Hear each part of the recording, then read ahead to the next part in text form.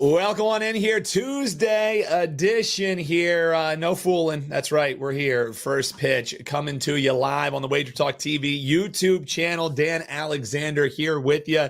And joining me, I'm going to have my man Adam Trigger, who is hot on the hardwood, but he ain't stopping breaking down what we got on the diamond today. A decent slate here in MLB action. Just about 13 games. Lucky number 13 here that we got for the folks, Trig. And we're going to start off as we always do. Top of the card here, we're going to talk Mets and the Marlins. But we also want to invite you, if you're joining us live here, make sure you hit like, make sure you hit subscribe, and hop in the comments and let us know what games you'd like to hear about. I talked to Trig before we went live here. I said, hey, Trig, got anything you want me to avoid? Any games you want to hit? Trig said, it's free game. What the people want, the people will get. So give the man a like and hit that subscribe button. But Trig, let's get into it, brother. Mets and Marlins.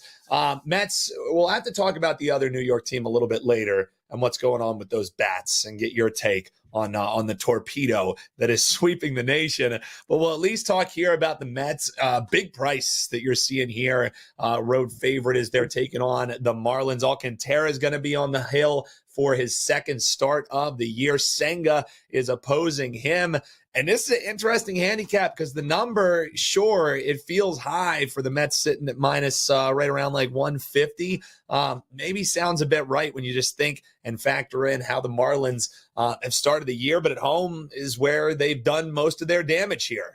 So again, Alcantara in that first start, numbers weren't awful, especially if you were looking towards a strikeout prop over, easily cashing that one. So anything that stands out to you just as we start the show off here, Mets, Marlins, and of course, Trig, welcome on in, brother. Yeah, I always love being here talking baseball. Already did an hour with Tokyo Brandon this morning, so ready to just keep talking games. Bless your soul. There was a quick out, Dan. It went by quickly. We're hitting on all the different leagues, so that was a good time. This was not a game that came up, but I guess the first thing that stands out, you mentioned the price. I actually have this a little bit higher. I've got this up closer to minus 180. So I do see some value on the Mets here. I just it's not enough where it would be something I would want to play. But I actually, being as they're on the road and their run line is plus 110, I actually see a little bit of value on the minus 1.5 as well. I typically don't like to lay the minus 1.5, but if you're going to do it, you kind of want to do it with a road team because you get that, extra, you get the full 9 at bats. And I've got this. My projection here is by more than one run for the Mets. Now, you talked about Alcantara, his first start, okay, but I still have Senga rated quite a bit higher. I'll be honest, this was one I got past pretty quickly because I saw it. I said, well, I have no interest in laying minus 160 on the road. Doing it a day after the Mets kind of won big. But I guess the point I'll make with the Marlins, I don't think this is a very good team. I think that they were quite fortunate to have their opening series come against the Pirates and to be on the right end of multiple walk-off winners. I mean, that first series, 5-4, 3-4, 5-4, 3-2. They won 3 of those games essentially in the final at bat. I mean, if the ball doesn't bounce their way, they could easily be 1-4 right now. And then, of course, got dominated by the Mets yesterday. So it's a Mets lean here for me, but not something I'm probably going to get involved with. So real quick, coming up next, we're going to talk this D-backs and Yankees game, and of course expound upon the new style of bowling pins that we're seeing the Yankees bats with. But first, we had FB coach chiming in on this matchup, just saying first 5 under. Any thoughts for that? You mentioned the kind of big win here for the Mets yesterday, but all of those runs pretty much came across in the 5th inning, right? So 5th and 6th inning, if you add the other 2, but 7 of them were in the top there in the 5th. So, if history's looking to repeat itself, Trig, you were easy, no sweat. This thing's easily going under in the first 5. And then the 5th inning happened. That's betting baseball for you, right? I could kind of see, hey, the big explosion. Does it happen 2 nights in a row? Does it happen with Alcantara on the bump? I get the thought process here for FB coach. I just don't know if there's enough there for me to make a wager personally. What do you think? Yeah, I mean, I've got my number is coming up a little higher. I actually feel like this is kind of low for the total here. I'm closer to eight and a Yeah. half. So the fact that this is 7.5 would pretty much keep me off of the under. I suppose first five. I guess you're isolating the starters, but I'm not sure. I just don't know if I have enough faith in Alcantara to make that bet. So I can't. I don't have enough conviction to talk you off of it, but I don't have. I'm not really loving it either. Yeah, that's the way I'm feeling. Sure, it might cash. Is it something that I'm going to be adding to my card? Probably not, FB coach. But brother, we appreciate the comment. Regardless, keep them coming. City by the Bay finally joining us. We've missed you, man. And yes, RIP to the GOAT, Dave Koken. Indeed, he's missed each and every day here at Wager Talk, especially, once you're into baseball season. This is where the man made coin year after year. Appreciate you, City. Keep those likes coming. Keep those comments coming, folks. And Trig and I will be hitting on them. One of the ones right out of the gate, we had Mike R., whose nickname apparently is Mikey Flavors. He says, never fear, Mikey Flavors is here. He's getting a little bit spicy, looking towards the D-backs money line. Despite the way that the Yankees have started the year, you're seeing the D-backs as favorites here, probably because Corbin Burns and his new dig's going to be on the hill tonight, going up against Warren. Trig, let's talk this game first, and then we'll circle back to what's happening with the new scientific innovation, we will call it, with the wood moved to the center of the bat, despite the fact that the bats were already all wood. It's all people are talking about, Trig, but I want to know how we bet this game before we get into the talking head stuff. You agreeing with our man Mikey Flavors? Is the money line just the way to go? They're favorites for a reason. Yankees getting their first loss today. What do you think?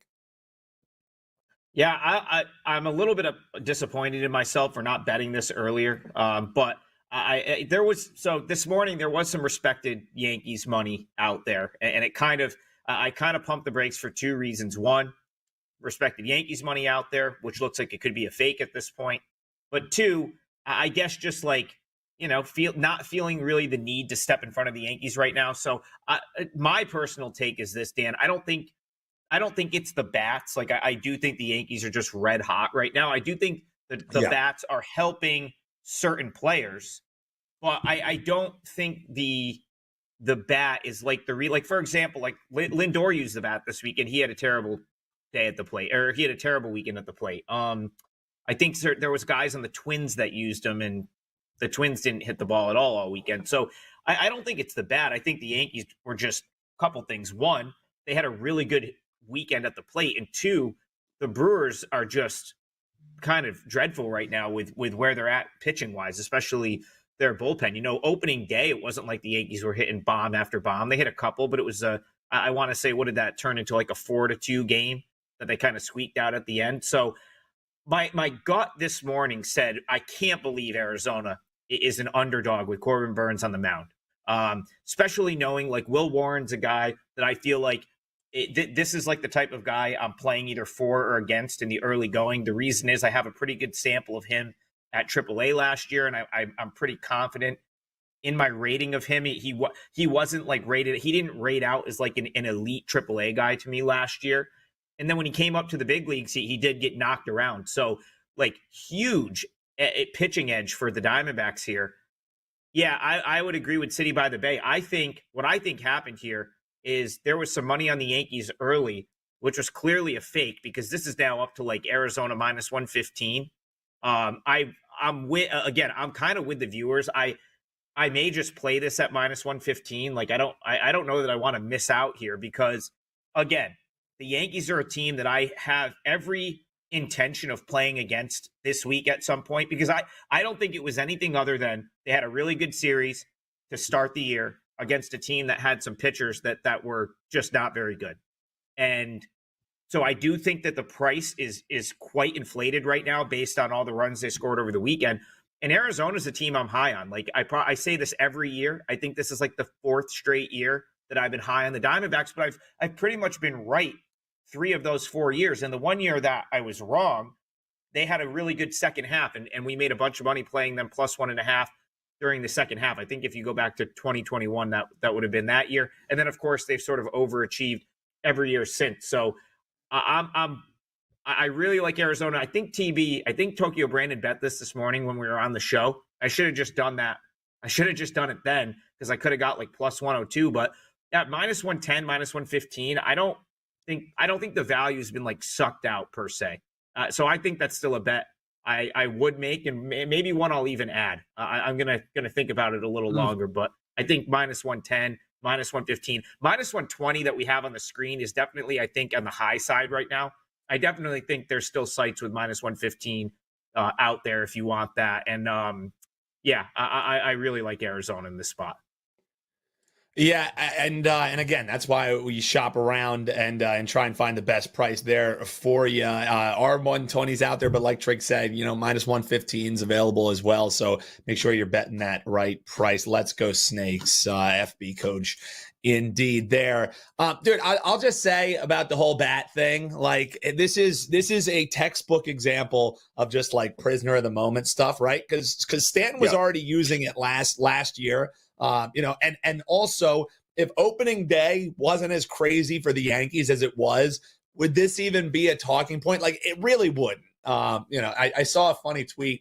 I wish I would have seen who it was from so I could credit it, but it was like, man, your Yankees and your batters, they're using torpedo bats. He's like, back in my day, we use anabolic steroids like men. And then, this was a different era. Burns over 15 and a half outs. First start here. I mean, that number sounds about right. Trig, again, I don't know how much you dive in to the pitcher prop specifically. This is one of my favorite things to bet. Last year, if you remember, we were playing, a Wheeler to record a win. We were playing some different players to record a win. So I'm always looking at some of these player props. That one right around 15 and a half, you're asking how deep does he go pretty much, right? That's really what you're looking for. It's basically a bet of how many batters does he see. I could see this one losing or winning by the hook, to be honest with you. Yeah, and Arizona's got a nice bullpen, so like they don't necessarily need to push him super deep. The other thing, I guess, for me, I also want to clarify, like this would mostly be a play against Warren for me. Like as good as Burns is, like that's certainly kind of priced in my opinion. Like the books are not going to make a mistake on Corbin Burns at this point, right? So there also is like the fact that the Yankees probably have a pretty good beat on him. He spent time in their division last year, so it's like it's not all super favorable for Arizona. But what I do think happens, like I do think Warren could potentially get hit up. They could have a lead. And then you have those good bullpen arms for Arizona to take this one home. So I do like the Diamondbacks, but I'm not sure that I want to like necessarily bet on him going super deep in his first start of the season. Yeah, and you got Mike, our man, Mikey Flavors there mentioning that Trigger had just come on with Adam Pullett. Trig, correct me if I'm wrong. The true last name on the birth certificate is Trigger. You know what I mean? Like, you just got blessed with a cool ass last name. You know what I mean? That is correct. So, you were basically born to be a handicapper when your last name is Trigger. Like, let's pull the trigger. Either that or that dude in the Olympics that was like the quick shooter back in the day.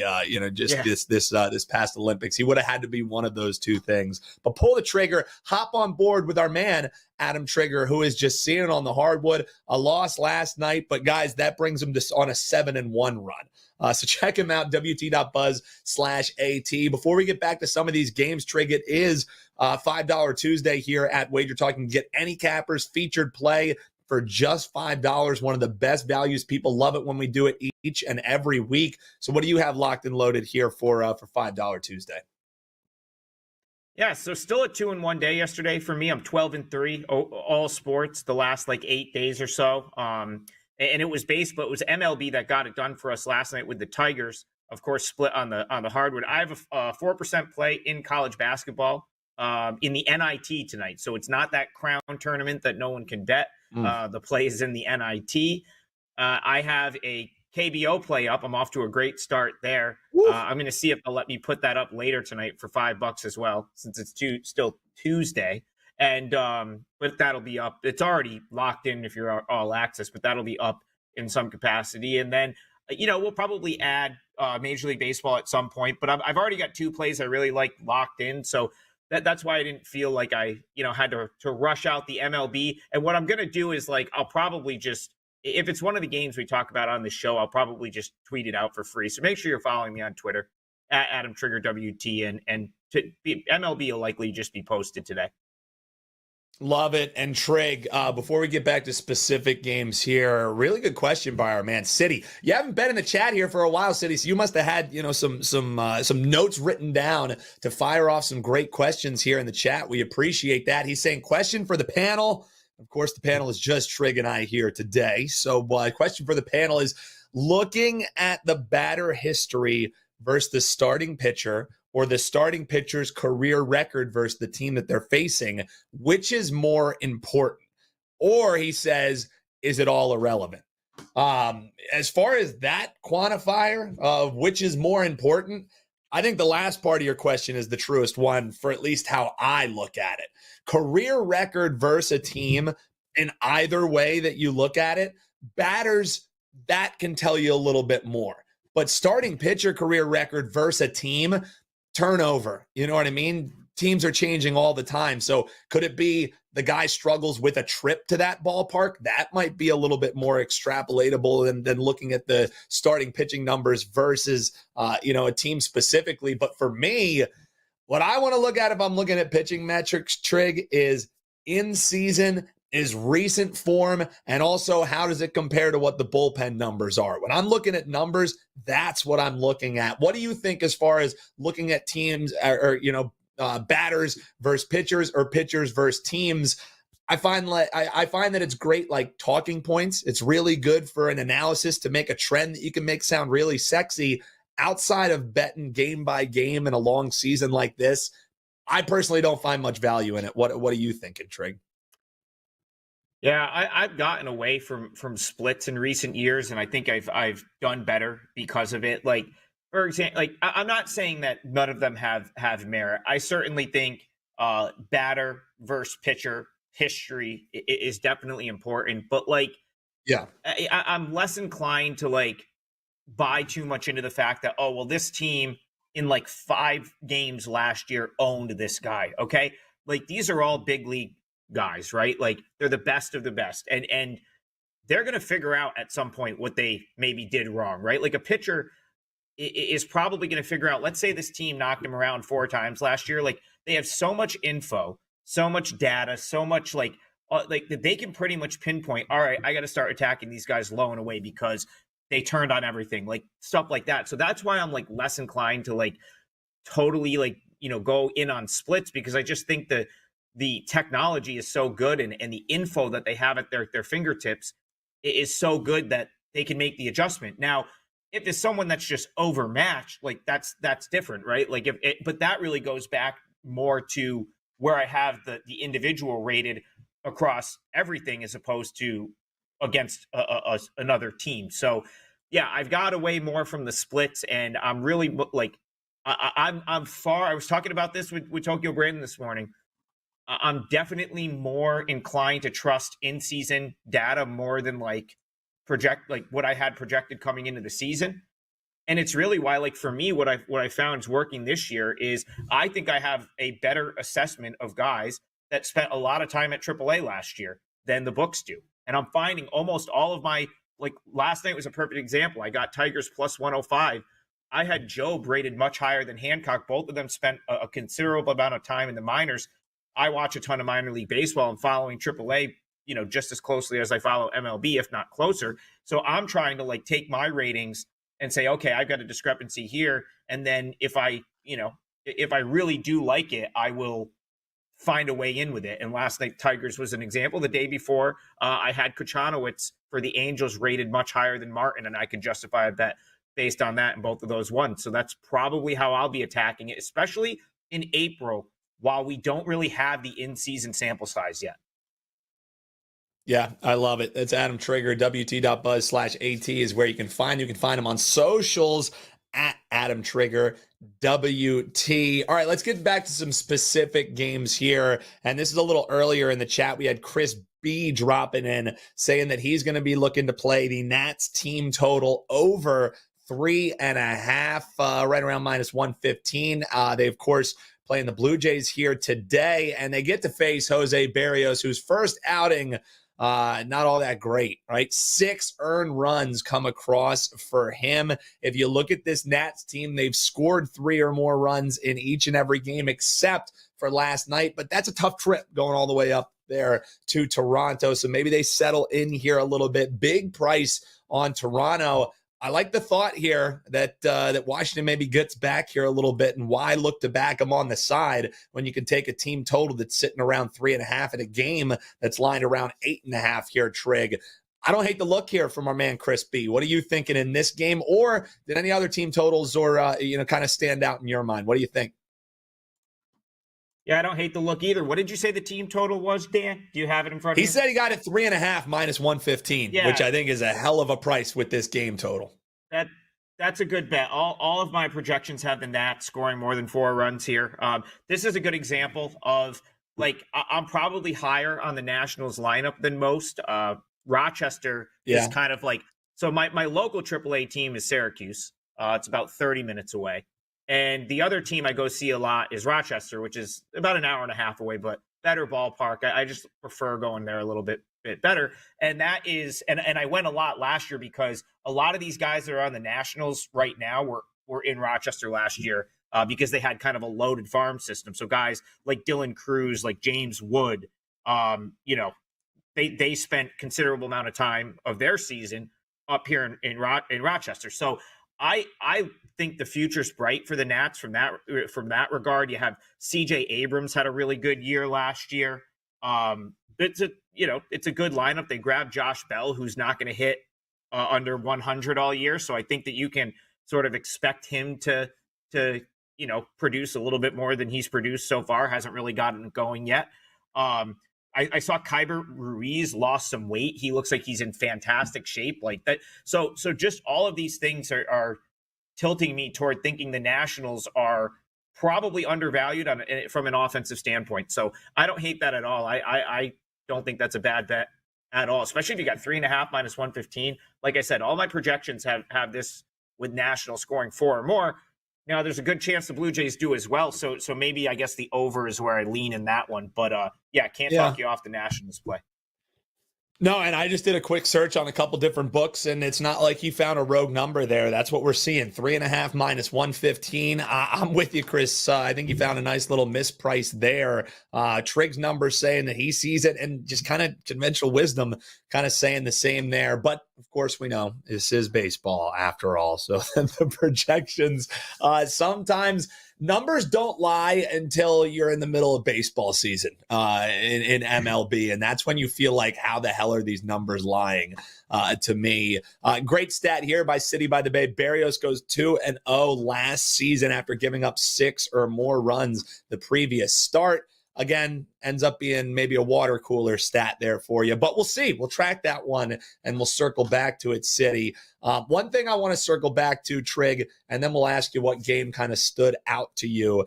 When we talked with you last on Friday, great discussion and a great kind of thought process that was dropped into the chat by our man who's joining us today, Jack Falk. And that was blindly backing the A's to start the season.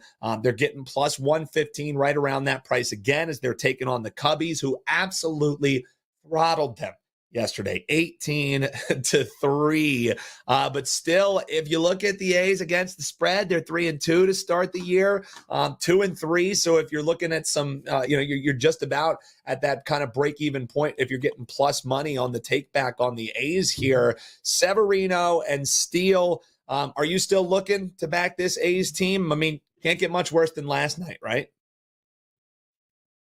Yeah, I mean, listen, like, I haven't found a good spot to jump in yet, but like I think you said, like 3-2 or 2-3 straight up, and every single one was plus money. So you're probably pretty close to you're pretty close to even. I think 3-2 against the plus 1.5 so far, and one of those was a terribly unlucky loss. That opening night, the plus 1.5. Mariners scored 3 runs in the 8th inning to go up 4-2 and win 4-2. And the Mariners are not going to have many 3-run innings all year because that's how poorly they are offensively. So that was really unlucky for the A's. Yeah, I wouldn't go against him here. Now, I don't think I'm getting I think Severino might be getting just a little bit too much love with this price. Yeah. I was hoping after last night's 18-3 drubbing, which Yep. I think had a lot more to do with Joey Estes is not going to be in that rotation long term, I don't think. There's a kid down in Las Vegas right now by the name of JT Ginn, who should have been in the starting rotation to start the year. I would not be surprised if he is in that rotation sooner than later. I think last night, Estes just isn't very good. I mean, he was just throwing 91 down the middle and got teed off on. So I'm not worried at all about 18-3. That doesn't really matter to me. And I was actually hoping it would inflate the Cubs a little bit more here. But, you're seeing that run line price plus 1.5, minus 145. I was kind of hoping if that was minus 125, I would have been all over A's plus 1.5. But I just think that Severino looked pretty good. Severino looked good against the Mariners. My concern was he walked 4 hitters and got away with it. So it's six scoreless against the Mariners, a team that I think collectively, I think everyone is hitting under 200 right now, except for one guy. And he walked 4 guys, gave up 3 hits, and they couldn't make him pay, right? You can't really do that against the Cubs. This is the Cubs are a much better lineup. So you're not going to get away with 4 walks. Now, Steele has not looked super sharp, spring and into his first start of the year. So this was a tricky one. I think I would have been tempted. Oakland plus 1.5 at a better price, but at minus 145, the books made my decision easy here. Just going to pass and see if I can find a spot later in the series.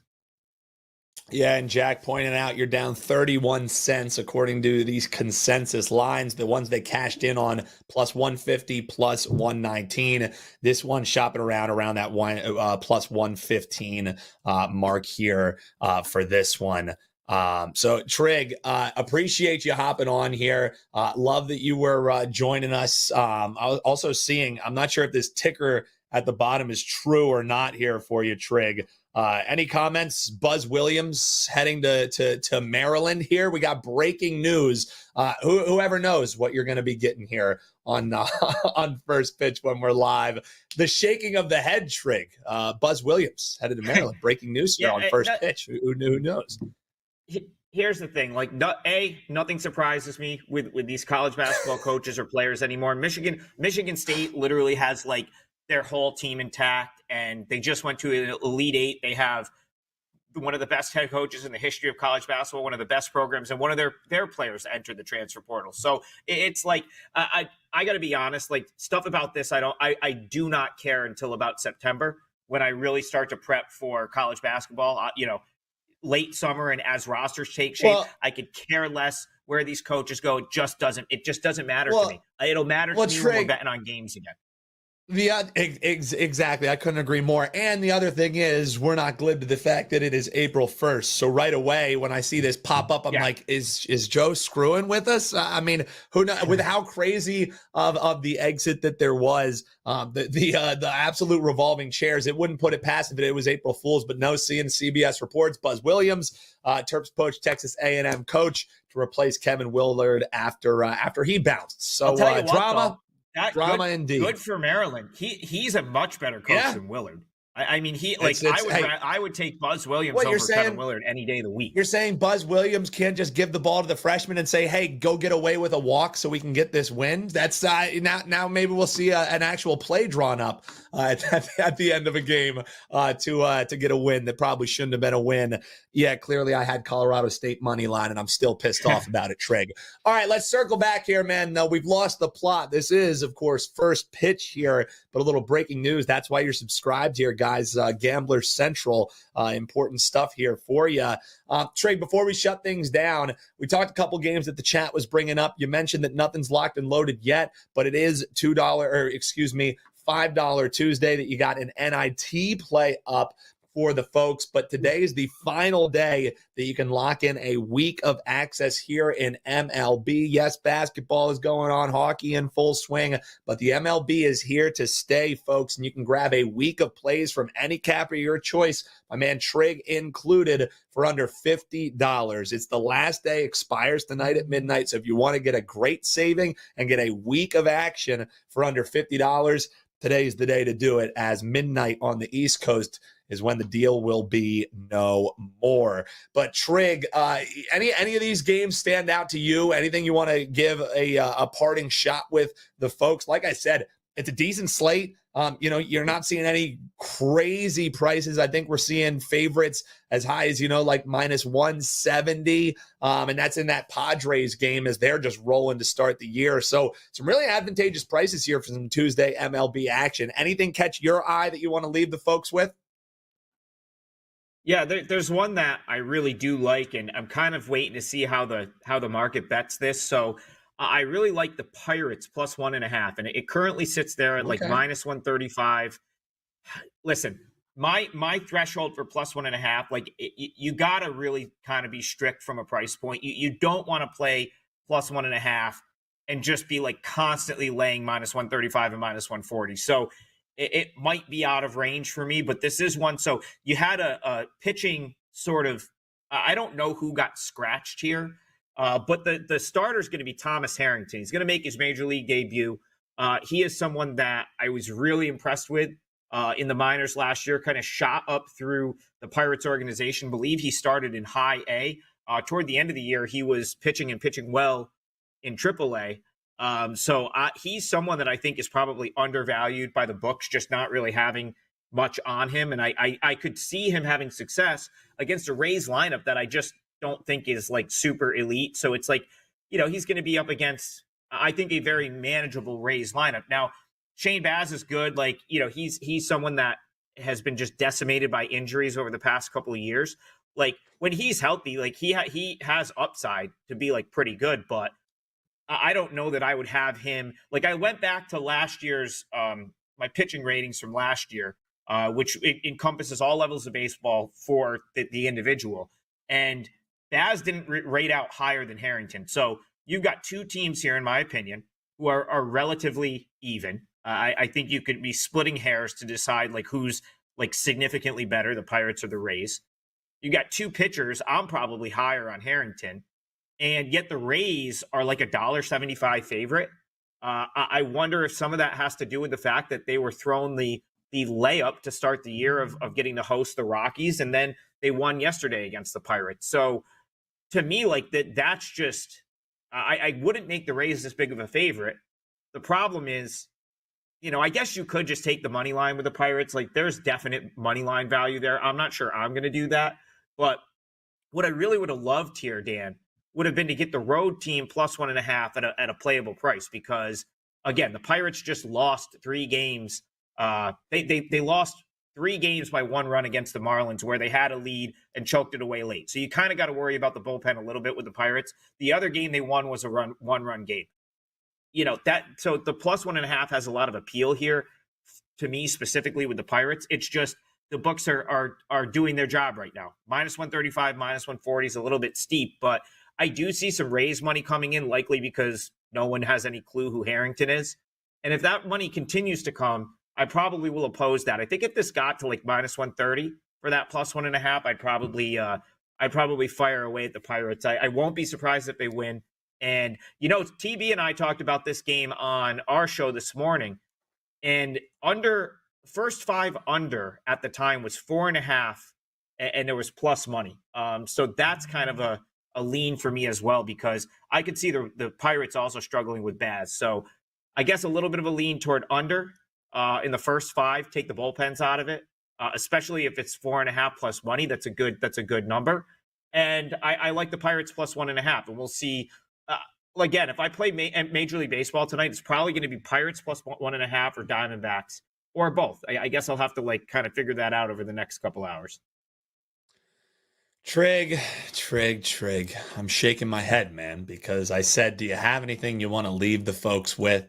And sitting there on the golden platter was the fact that your Chicago White Sox are a perfect 4-0, getting a run and a half. I mean, the against the spread record is perfect, and they're going up against the team here tonight in the Twins, who is 0-4 straight up. They're 0-4 against the number. So on the silver platter, Trig was right there for you. The only thing that puts a little fly in the ointment is it's SWR who's going to be on the hill for Minnesota. So that one does give me a little bit of pause, but the chat was going crazy. FB coach says, no White Sox, Trig? Really? Listen, no White Sox for the folks?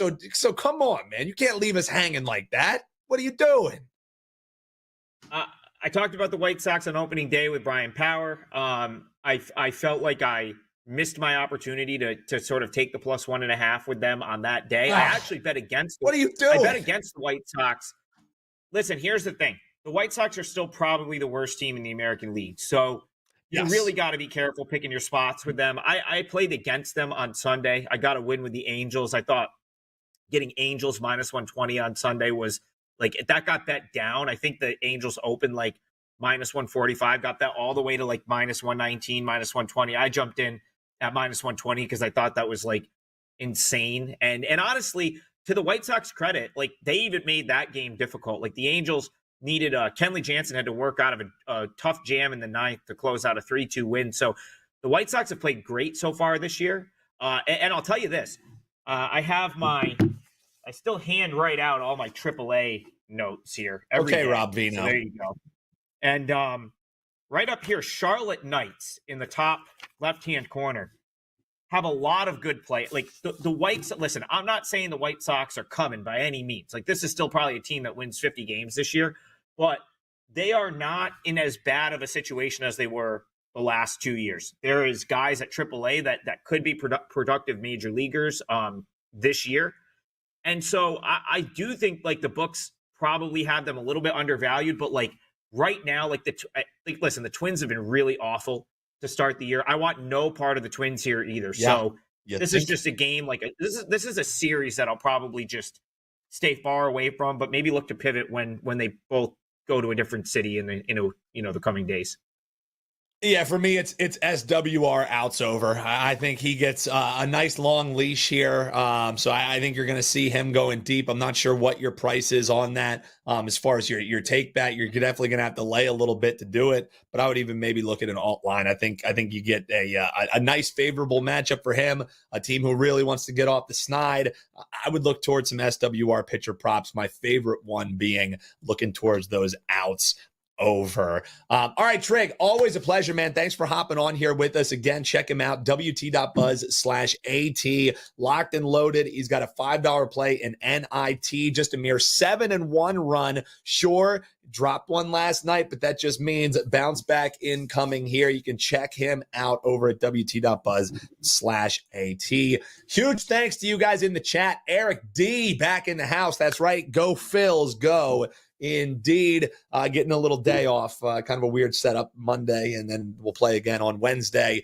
Folks, bet on it. Going to be coming to you on the YouTube channel tomorrow, so likely no first pitch, but maybe with some day game baseball, we'll swing back to you here on Thursday, talk a little live betting opportunities for the folks. If we're going to be here, a way to make sure that you don't miss us. Hit the damn bell, folks. Hit that like button as well. That subscribe goes a long way. So when we do go live here and we got breaking news like Buzz Williams going to Maryland, you'll never miss it. The Sports Center for gamblers here. We got all the info you need to cash on all the sports you love. And if you want more, you don't have to go far. Check out the video on your screen right now. Best of luck, everybody. And we'll see you next time here on First Pitch. Make some money, folks. Oh my God, I just wanted to send a shout out to my favorite handicapper at WagerTalk, Mark Zinno. I've got your big ticket waiting for later. Keep your eyes peeled for the morning wager, too. Let's make a sloppy parlay together. I love a sloppy parlay. Yeah. Chances high or low. Feeling good as fast. Mark Zinno, cash is tickets. Always got my back.